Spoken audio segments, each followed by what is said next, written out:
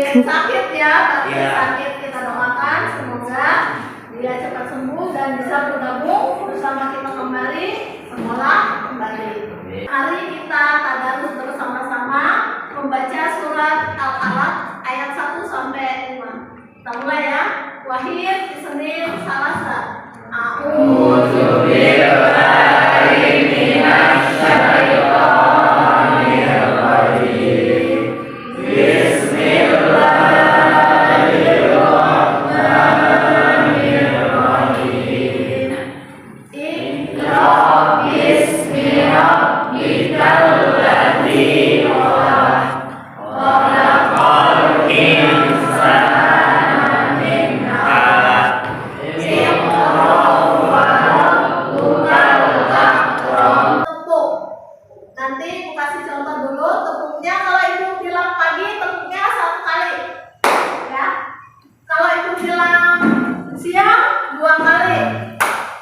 Kalau ibu bilang sore, berarti tepuknya 3 kali.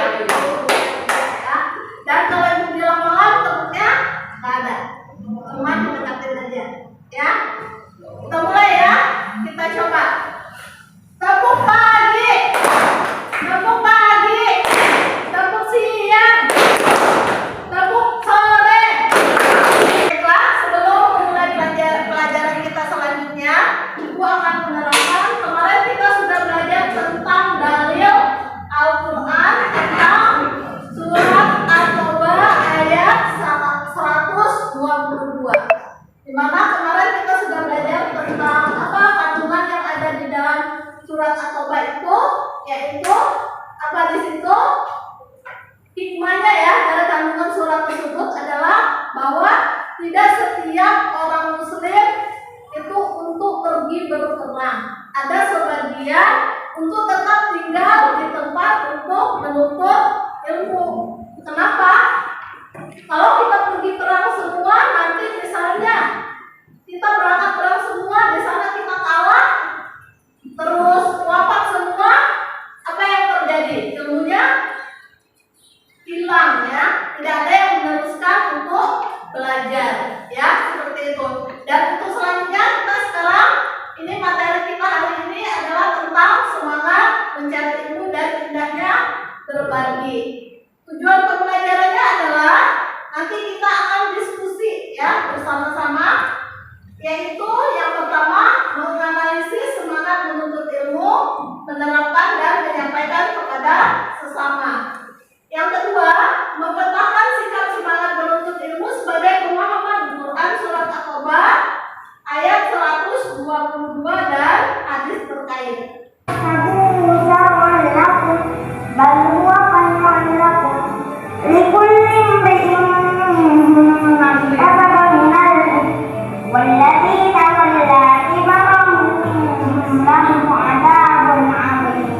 Bagaimana? Masya Allah, luar biasa.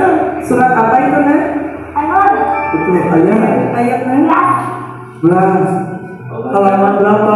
351. Masya Allah. Ensiklopedia Al-Quran ada di belakang kita. Al-Quran berjalan ada di belakang kita. Inilah mukjizat seperti yang disampaikan oleh Sensei. Ya, teman akrab, sehari-hari, benar? Masih ingat?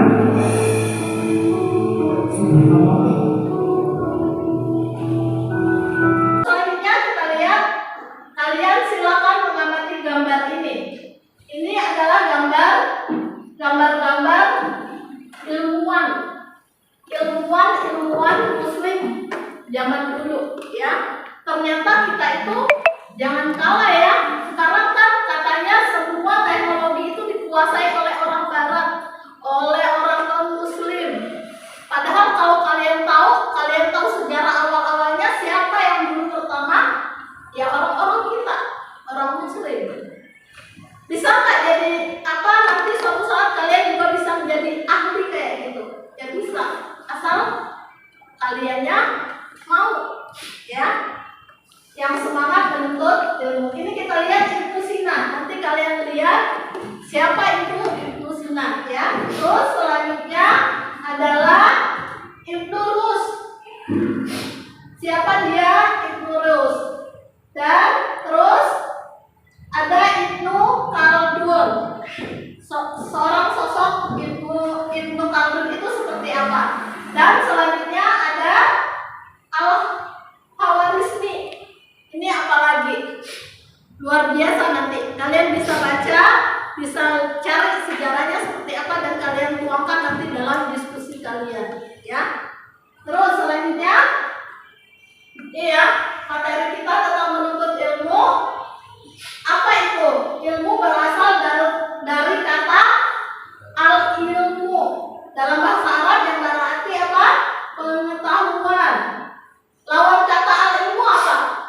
Al-jahal, yang berarti kebodohan. Nah, kalian tinggal pilih. Kalian pengen pengetahuannya yang semakin baik apa kebalikannya, ya. Terus kita lihat Islam sangat menegaskan ya, itu apa namanya, untuk mencari ilmu, karena ilmu itu bagaikan cahaya penerang kita. Tanpa ilmu kita nggak bisa apa-apa, ya. Kalian juga dulu kan mungkin dari SD, dari TK nih awal, emang udah bisa baca belum? Belum kan? Huruf-huruf aja tidak tahu. Mana huruf A atau mana angka 1, 2 belum tahu. Di situ kita belajar. Dari TK ke SD, mulai kalian bisa menghafal huruf satu persatu, ajak apa satu persatu. Masuk ke kelas 2 SD, kelas 3 SD, kalian mulai bisa merangkai kata. Kelas 3, kelas 4, bacanya lancar, ya kan? Atau kalau misalnya ngaji juga sama kan? Emang kalian langsung bisa ngaji gitu? Perlu proses belajar, ya. Jadi kita sama-sama belajar. Terus selanjutnya, hukum menuntut ilmu. Hukum menuntut ilmu itu ada 2. Ada yang dikatakan fardu ain dan juga fardu kifayah. Apa itu fardu ain? Fardu ain itu kewajiban untuk dirinya sendiri. Kalau fardu kifayah, kalau sudah ada yang mewakili, maka apa? Terbebas ya kita dari hukum. Itu contohnya apa? Kalian udah mulai belajar nih juga nanti. Sholat mayat, sholat jenazah. Sholat jenazah itu fardu kifayah. Karena kalau sudah terwakilkan, maka gugurlah kewajiban yang lain. Tapi kalau fardu ain, kayak sholat Jumat bagi laki-laki,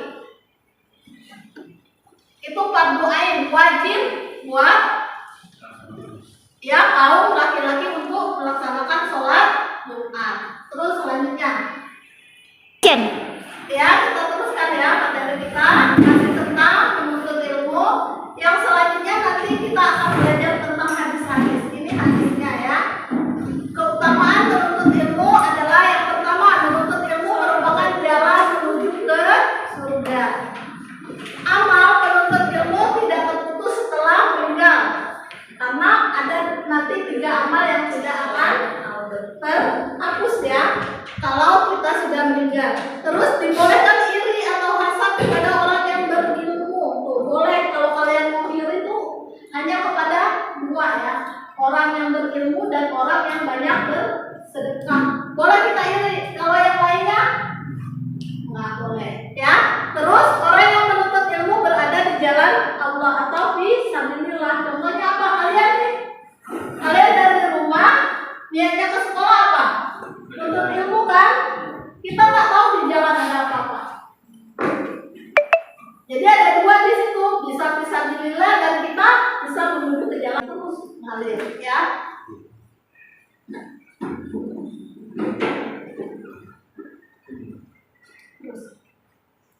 Sama-sama ya. Ini diskusi kita nanti tentang tadi ya, para ilmuwan itu akan membagi kalian dalam 4 kelompok ya. Kita buat ke 4 kelompok dengan nama-namanya. Nanti kelompoknya dikasih nama sesuai nama ilmuwannya. Ibnu Sina, Ibnu Rus, Ibnu Khaldun. Khaldun dan Al-Khawarizmi ya, nanti seperti itu. Terus lanjut, itu pertanyaan nanti kalian akan menerangkan siapa itu Ibnu Sina ya, seperti itu. Atau di sini aja 1, 2, 3, 4.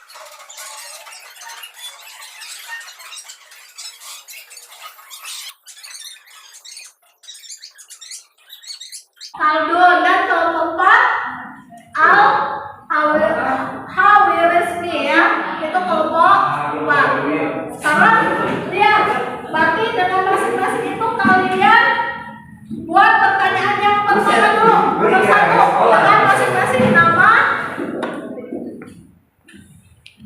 apa? Ya, halo, kita mulai ya. Silakan kalian tulis di bukunya nama kelompok kalian masing-masing dan kalian jelaskan dari sosok seorang ilmuwan dalam nama kelompok kalian masing-masing. Ya, itu pertanyaan yang nomor 1. Pertanyaan nomor 2 selanjutnya, kalian jelaskan dari penggambaran tadi ada video Najah. Apa ya hikmah yang bisa kalian ambil dari sosok seorang Najah ya? Dan pertanyaan ketiga adalah menyikapi pesatnya teknologi, apa peran dari teknologi tersebut. Bisa kalian contohin, misalnya HP buat apa aja ya. Terus yang keempat, positif negatif dari teknologi yang kalian punya. Apa positifnya kalian jelaskan, minimal 3 ya, minimal 3. Terus yang terakhir, jelaskan seberapa pentingnya kalian untuk menuntut ilmu.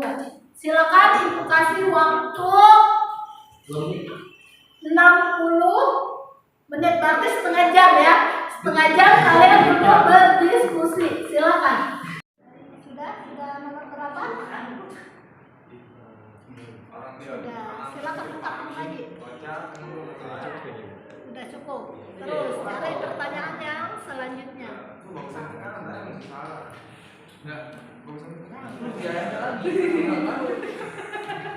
Sudah dapat?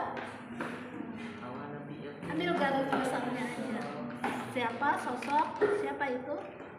Al-Khawarizmi ya, dia itu seorang apa? Ilmuwan apa dia? Terkenal banget. Kalian kalau tidak ada dia, kalian nggak bisa matematika, karena dia adalah orang yang menemukan angka berapa? 0 ya.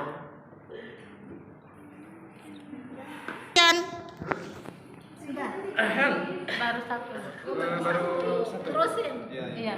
Siap. Oke, sip. Ya, sudah semua?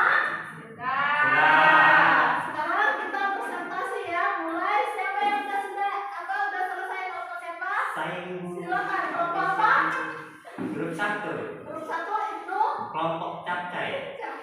kelompok itu Sina ya. Iya, Ibu. Silakan. Presentasi. Boleh maju ke depan semua atau mau sendiri aja? Kemarin lagi sendiri. Ya, dari situ juga boleh. Iya.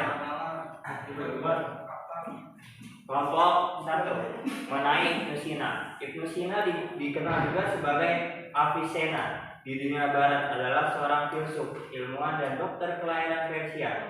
Ia juga seorang penulis yang produktif, yang sebagian besar karyanya adalah tentang filosofi dan kedokteran. Bagi banyak orang dia adalah bapak kedokteran modern. Lanjut ke pertanyaan kedua.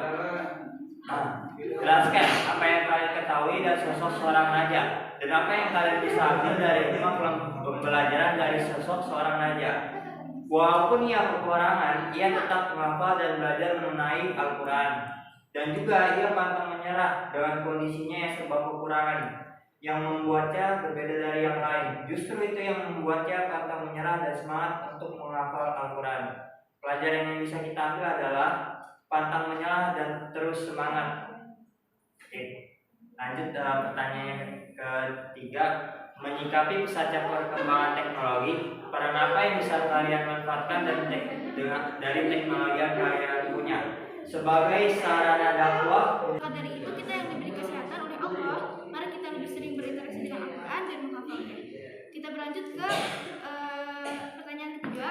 Manfaat yang bisa kita ambil adalah dari teknologi adalah kita dapat sebagai sarana dakwah dan mendapatkan informasi tentang agama-agama Allah.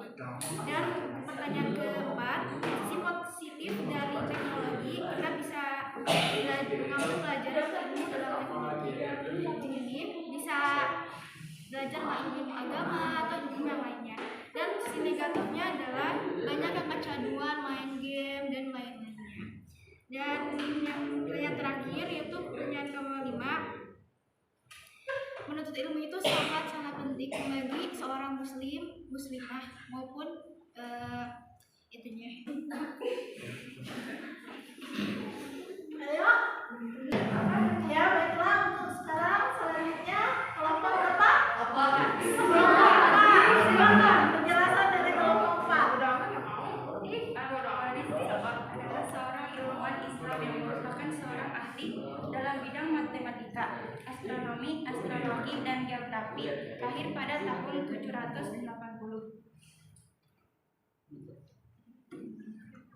Selanjutnya pertanyaan nomor 2. Najah merupakan seorang hafiz Quran yang mengidap kelebihan prediksi. Hikmah yang bisa diambil adalah banyak-banyak bersyukur dengan apa yang kita miliki. Selanjutnya pertanyaan nomor 3 adalah terus beradaptasi, memanfaatkan teknologi secara optimal dan bijak menggunakan teknologi. Selanjutnya pertanyaan keempat.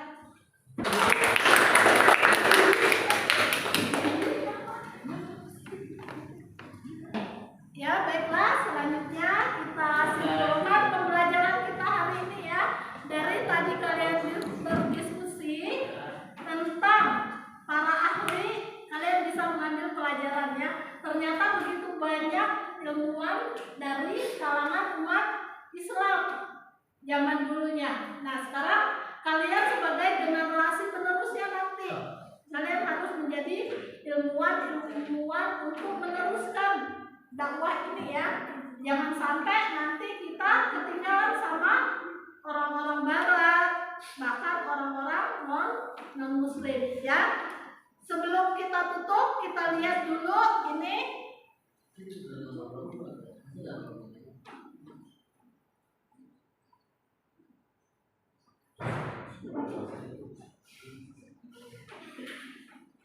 Selanjutnya kita lihat nih. Lihatlah video ini. Ini sebagai Karena penutup gimana yang pembelajaran sudah kita hari ini. bahkan hancur. Mereka harus menyeberangi sungai menggunakan kertas pesawat dan harus menaiki rakit untuk menyeberangi sungai yang begitu deras. Yang ada di benak mereka hanya bagaimana caranya agar bisa sampai di sekolah dan menimba ilmu. Nyawa mereka menjadi taruhannya